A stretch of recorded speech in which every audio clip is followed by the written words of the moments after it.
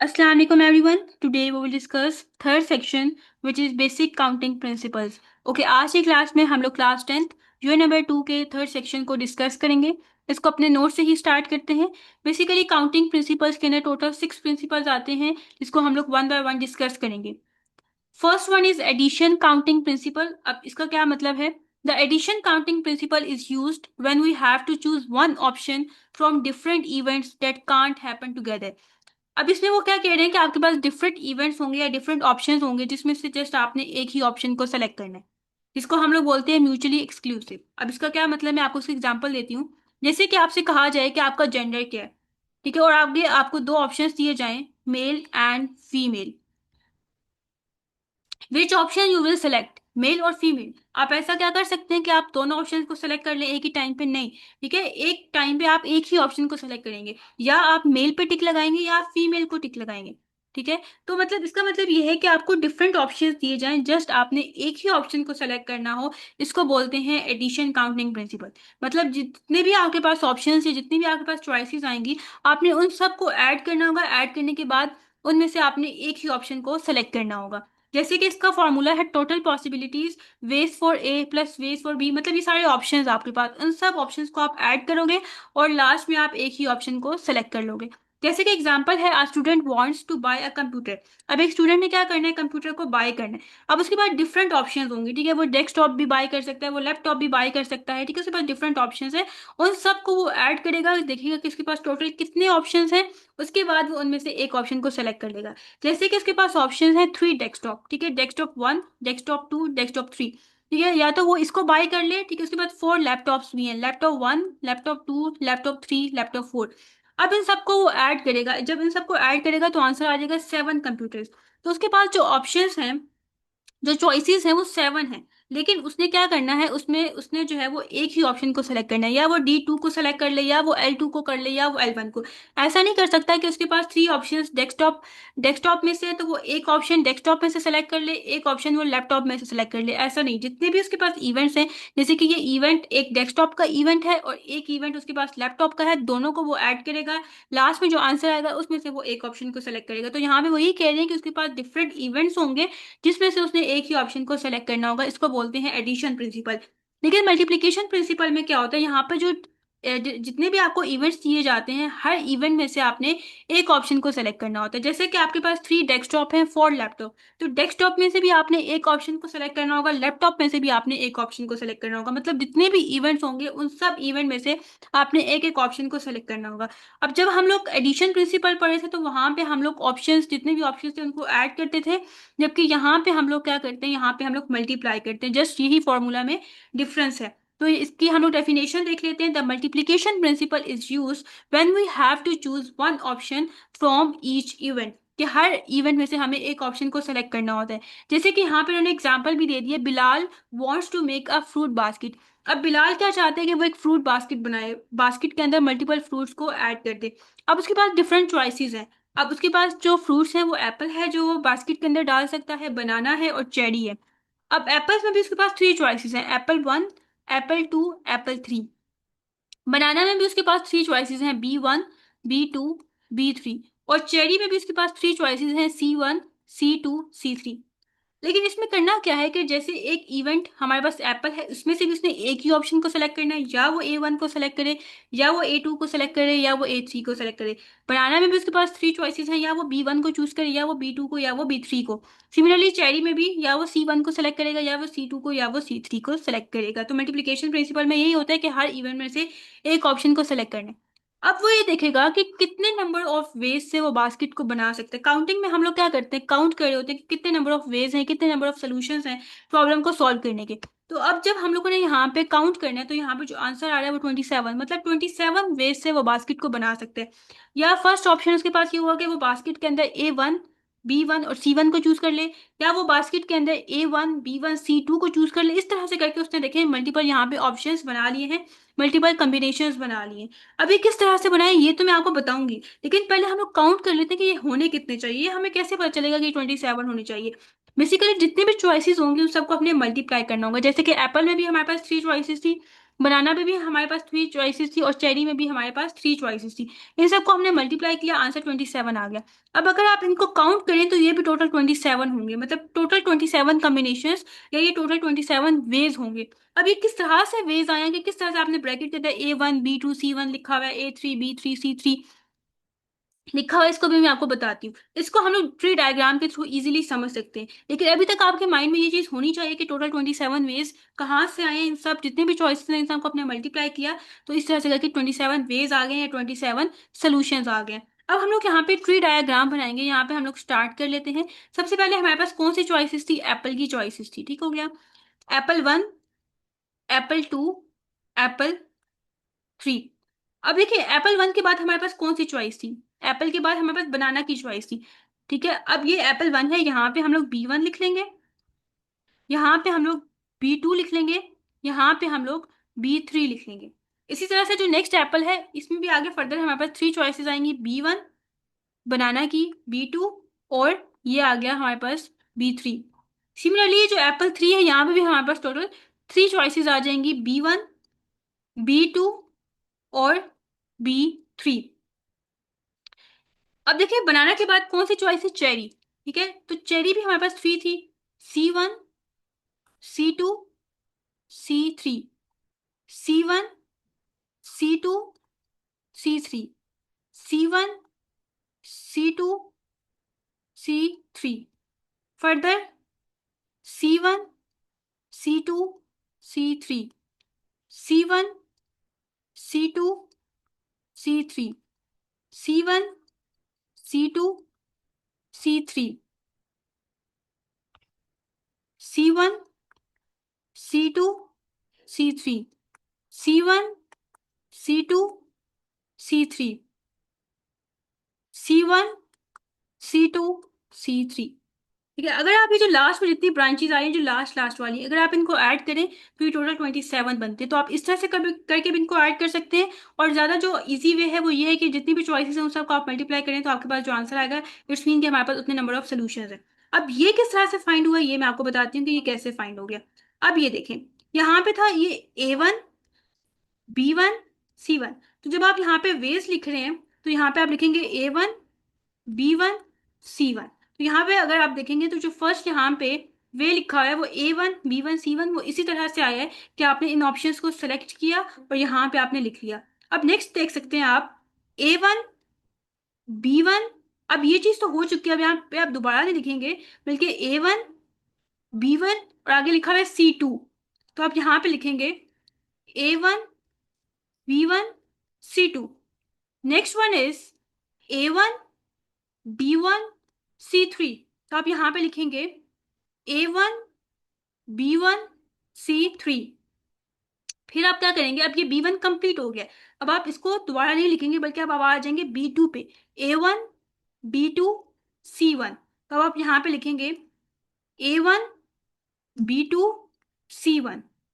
Next is A1 B2 and C2, A1 B2 C2। Next is A1 B2 C3।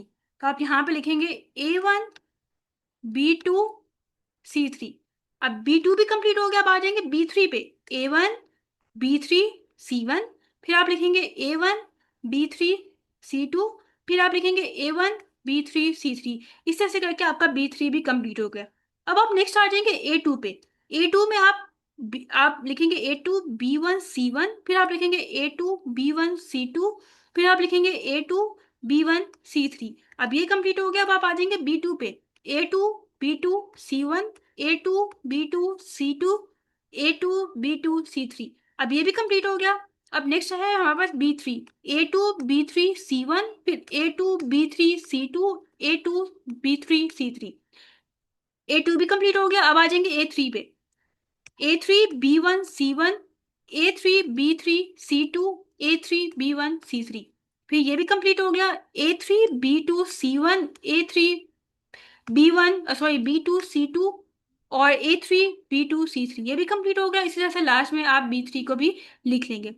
तो आपके पास ये जो total combinations बनेंगे, ये कितने होने चाहिए, 27, टोटल 27 आपके पास कम्बिनेशंस बन जाएंगे, या टोटल 27 ऑप्शंस आपके पास बन जाएंगे।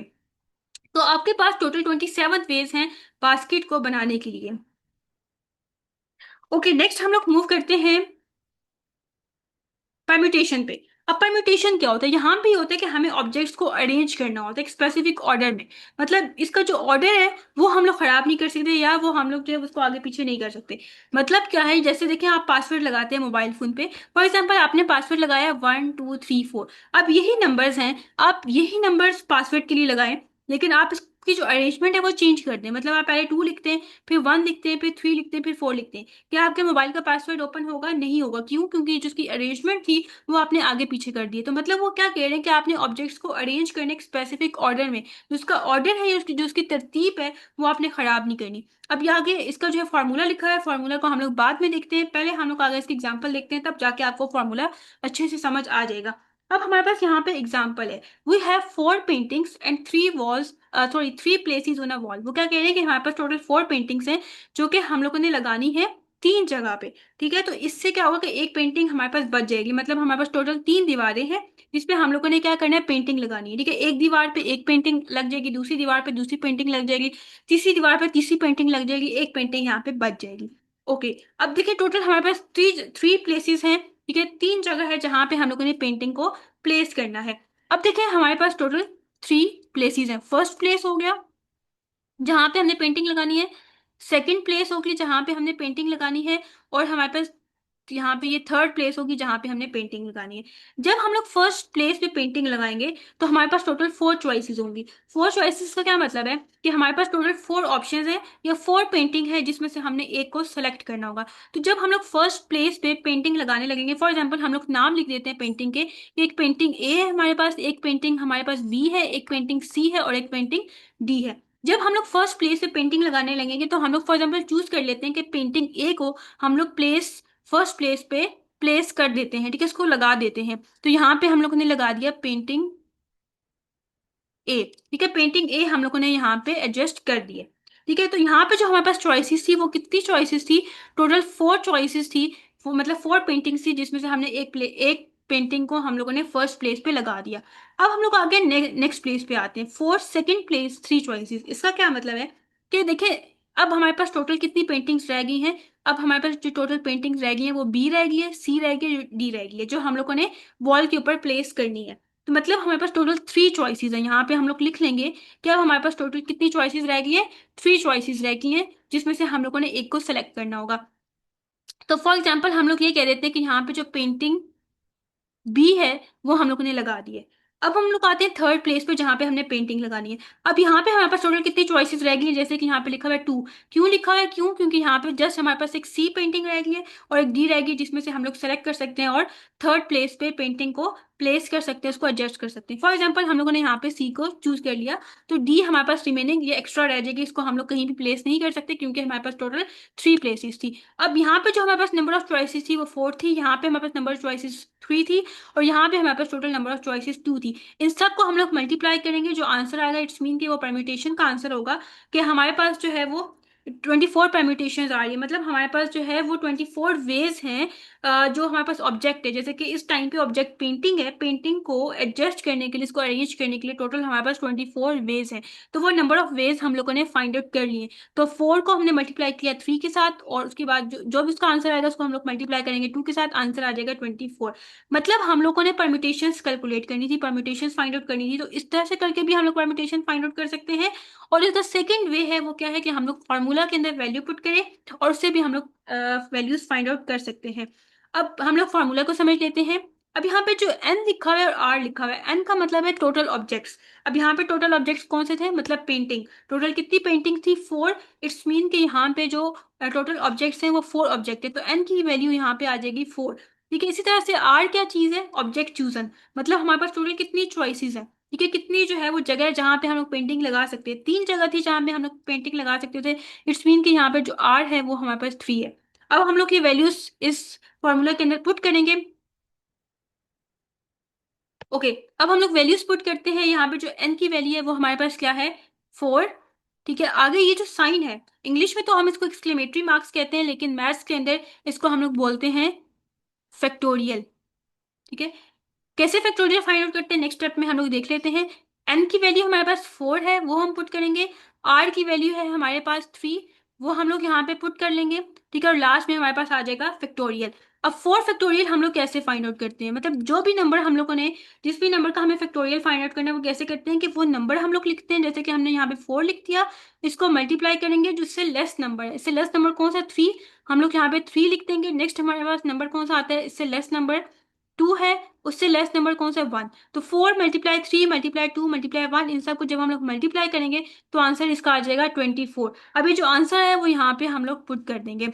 फॉर एग्जाम्पल हमें 5 का फैक्टोरियल फाइंड आउट करना है, तो वो हम लोग कैसे करेंगे, 5 नंबर, उससे लेस नंबर कौन सा 4 वो लिखेंगे, उससे लेस नंबर कौन सा 3 वो लिखेंगे, उससे लेस नंबर कौन सा 2 वो लिखेंगे, उससे लेस नंबर कौन सा 1 वो लिखेंगे। इन सबको हम लोग मल्टीप्लाई करेंगे तो हमारे पास इसका आंसर आ जाएगा। ओके, अब आगे हमारे पास 4 - 3, ये हमारे पास आ जाएगा 1। ठीक है, 1 का फैक्टोरियल 1 ही होता है, क्यों, क्योंकि देखें 1 लिखेंगे, 1 से लेस तो कोई नंबर ही नहीं है। ठीक है, मतलब 1 पे जाके हमने एंड करना होता है, तो इसलिए इसका जो आंसर होगा वो 1 ही हो जाएगा। तो यहाँ हम लोग यहाँ पे जो है वो इसके नीचे वाले स्टेप में लिख लेते हैं 24 ÷ 1, इसका आंसर आ जाएगा 24। तो हम लोग इसको फॉर्मूला के थ्रू भी कैलकुलेट कर सकते हैं, और इसको हम लोग इसे मैनुअली भी कैलकुलेट कर सकते हैं। तो ये हम लोगों ने परम्यूटेशंस कैलकुलेट कर लिए। Next is combination. कम्बिनेशन में क्या होता है, कम्बिनेशन और परम्यूटेशन में जो सेम चीजें हैं वो ये है कि हमने ऑब्जेक्ट्स को अरेंज करना होता है, लेकिन डिफरेंस कहाँ पे आता है, परम्यूटेशन में हमने स्पेसिफिक ऑर्डर में अरेंज करना होता है, इसका ऑर्डर चेंज नहीं हो सकता। जैसे फॉर एग्जाम्पल हम लोगों ने ABC लिखा है, तो हम लोग इसको ऐसे नहीं लिख सकते CBA। ठीक है, लेकिन यहाँ पे क्या होता है कि ऑर्डर मैटर नहीं करता, या हम लोगों ने ABC लिखा हुआ है या CBA लिखा हुआ है, ये सेम चीजें होती हैं। ठीक है, यहाँ पे जो उसकी तरतीब होती है, जो उसकी अरेंजमेंट होती है, वो इससे कोई फर्क नहीं पड़ता। Combination is a selection of objects, यहाँ पे हमने ऑब्जेक्ट्स को सेलेक्ट करना होता है जहाँ पे ऑर्डर इतना इंपॉर्टेंट नहीं होता। जैसे कि यहाँ पे हम एग्जांपल दी गई है, from 4 paintings we want to 3। ठीक है, मतलब हम लोग क्या कर रहे हैं कि यहाँ पे हमारे टोटल 4 पेंटिंग्स हैं, जिसमें से हम लोग क्या कर रहे हैं, 3 पेंटिंग्स को चूज कर रहे हैं। ठीक है, तो इसकी जो परमिटेशन थी, जो हम लोग ऑलरेडी कैलकुलेट कर चुके हैं, वो 24 है। ठीक है, लेकिन ओके यहाँ पे जो आंसर है हमारे पास 24 आ रहा है परम्यूटेशन का, जो कि हम लोग ऑलरेडी यहाँ पे कैलकुलेट कर चुके हैं। नेक्स्ट हमारे पास यहाँ पे क्या है, ways to order 3 painting. For example हमें जो है वो 3 पेंटिंग्स का ऑर्डर कैलकुलेट करना है, तो वो हम लोग कैसे करेंगे, वो हम लोग 3 का फैक्टोरियल ले लेंगे, 3 मल्टीप्लाई 2 मल्टीप्लाई 1, आंसर इसका 6 आ जाएगा। अभी जो हमारे पास आंसर 6 आया है, इसको हमने किससे डिवाइड करना है, 4 के साथ, मतलब परम्यूटेशन को डिवाइड करना होगा कि कितने हमारे पास ऑर्डर हैं। ठीक है, यहाँ पे जैसे कि लिखा हुआ है 3, 3 से हम लोग 3 के फैक्टोरियल के साथ हम इसको डिवाइड करेंगे, आंसर हमारे पास इसका आ जाएगा 4 वेज। टोटल हमारे पास 4 कॉम्बिनेशन है। इसको हम लोग फॉर्मूला के थ्रू अगर हम लोग करें तो किस तरह से करेंगे, एन हमारे पास क्या है, टोटल 4 है, 4 factorial divide by R factorial, R की क्या वैल्यू है, 3 वैल्यू है, 3 का फैक्टोरियल ले लेंगे, डिवाइड बाय एन, एन की क्या वैल्यू है 4, माइनस आर की क्या वैल्यू है 3, इसका factorial.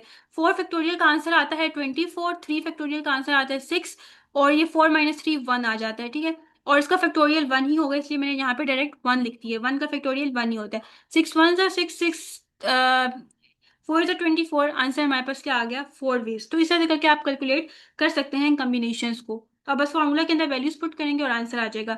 Next is pigeon hole principle. अब पिजन होल में क्या होता है, यहाँ पे ये होता है कि हमारे पास जो है वो कुछ ऑब्जेक्ट्स होते हैं जो कि हमें क्या करना होता है, बॉक्सेस के अंदर डालने होते हैं। और यहाँ पे ये होता है कि जितने बॉक्सेस होते हैं, जैसे फॉर एग्जाम्पल हमारे पास टोटल 6 बॉक्सेस हैं, और जो हमारे पास ऑब्जेक्ट्स हैं वो ज्यादा हैं। ठीक है, जैसे 6 हमारे पास बॉक्सेस हैं और 7 हमारे पास ऑब्जेक्ट्स हैं। 7 आप ये कह सकते हो कि हमारे पास कंप्यूटर है। अब हम लोग क्या करेंगे, एक कंप्यूटर इस बॉक्स में हम लोग एडजस्ट कर लेंगे, एक कंप्यूटर इस बॉक्स में, एक कंप्यूटर इस बॉक्स में, एक कंप्यूटर इस बॉक्स में, एक इसमें और एक इसमें। ठीक है, टोटल 6। लेकिन एक और कंप्यूटर अभी रहता है, तो वो हम लोग क्या करेंगे, किसी भी बॉक्स के अंदर हम इसको एडजस्ट कर लेंगे। तो वो ये कहना चाह रहे हैं कि कुछ ऐसे बॉक्सेस होते हैं जिसमें मोर देन 1 ऑब्जेक्ट या मोर देन 1 कंप्यूटर हम लोग एडजस्ट कर सकते हैं। तो ये रूल है पिजन होल प्रिंसिपल का। If you have more object than boxes, कि अगर आपके पास ऑब्जेक्ट्स ज्यादा हैं बॉक्सेस से, at least 1 box must have more than 1 object. वो क्या कह रहे हैं कि कम से कम एक ऐसा बॉक्स होगा जिसमें एक से ज्यादा ऑब्जेक्ट आप एडजस्ट करोगे। जैसे कि उन्होंने एग्जांपल दे दिया कि टोटल हमारे पास 12 बास्केट है, लेकिन 13 एप्पल है, तो हर बास्केट के अंदर एक एप्पल आ जाएगा, और एक एप्पल जो बच जाएगा उसको आप किसी भी बास्केट के अंदर आप एडजस्ट कर लोगे। इसका मतलब ये है कि कुछ ऐसी बास्केट्स होंगे जिसमें मोर देन 1 एप्पल पड़े होंगे। If you put one apple in each basket, आप हर बास्केट के अंदर एक एप्पल ऐड करोगे तो 12 बास्केट फिल हो जाएंगे, लेकिन एक एक्स्ट्रा एप्पल रह जाएगा। तो उस एक्स्ट्रा एप्पल को आप किसी भी बास्केट के अंदर रख दोगे, तो इसका क्या मतलब होगा कि एक से एक ऐसी बास्केट होगी जिसके अंदर 2 एप्पल्स होंगे। नेक्स्ट हमारे पास है इंक्लूजन एक्सक्लूजन प्रिंसिपल। अब प्रॉब्लम क्या है, sometimes when we count we double count the things. कभी कभी हम लोग ऐसा कर रहे होते हैं कि कुछ चीजें हम लोग काउंट करते हैं और डबल हम लोग काउंट कर लेते हैं। क्यों? क्योंकि वो दोनों सेट्स में होते हैं। फॉर एग्जांपल एक सेट हमारे पास ए है, एक सेट हमारे पास बी है, ठीक है। ए के अंदर भी वही वैल्यू पड़ी हुई है, बी के अंदर भी वही वैल्यू है, जैसे कि 1 2 3 3 4 5। अब हम लोग जब काउंट करेंगे नंबर्स को तो 1 2 3 4 5 6, टोटल 6 नंबर्स हैं। लेकिन अगर हम इसको वैसे निकले यहाँ पे लिखे हैं 1 2 3, ये 3 तो वही लिखा हुआ है, 4 5, टोटल हमारे पास 5 नंबर्स हैं, लेकिन हमने इसको कितने काउंट किए, 6 काउंट किया। तो यहाँ पे प्रॉब्लम आ जाती है कि कभी कभी जो सेम नंबर्स होते हैं उनको हम लोग 2 दफा काउंट कर लेते हैं, तो ये प्रॉब्लम आती है। अब इसके लिए हम लोग रूल यूज करते हैं ए यूनियन बी, ठीक है, इक्वल टू यहाँ पे एन ए का मतलब है number of element in set ए, मतलब वो वाले एलिमेंट जो सेट ए के अंदर है और वो वाले एलिमेंट जो सेट बी के अंदर है उसको हम लोग माइनस करेंगे। किससे? जो इसका इंटरसेक्शन होगा, ए इंटरसेक्शन बी। इंटरसेक्शन के अंदर कौन सी वैल्यू होती है? जो दोनों सेट्स में सेम होती है। जैसे फॉर एग्जांपल हम लोग ए और बी का इंटरसेक्शन फाइंड आउट करेंगे तो इंटरसेक्शन का आंसर हमारे पास 3 आ जाएगा। क्यों? क्योंकि यहाँ पे जो 3 वैल्यू है वो दोनों के अंदर इंक्लूडेड है, इसलिए।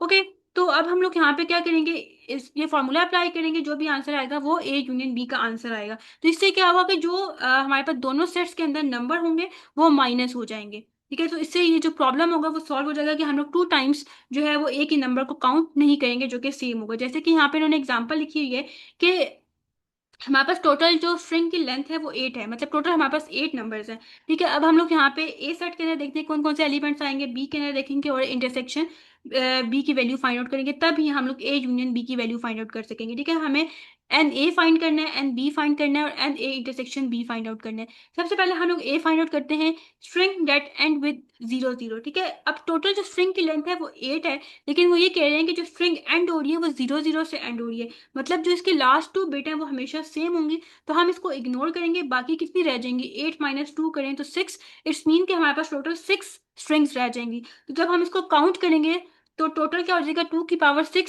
इसका आंसर आ जाएगा 64। इसी तरह से हमारे पास एक बी एक बी एलिमेंट है, ठीक है, एक बी सेट का नाम है।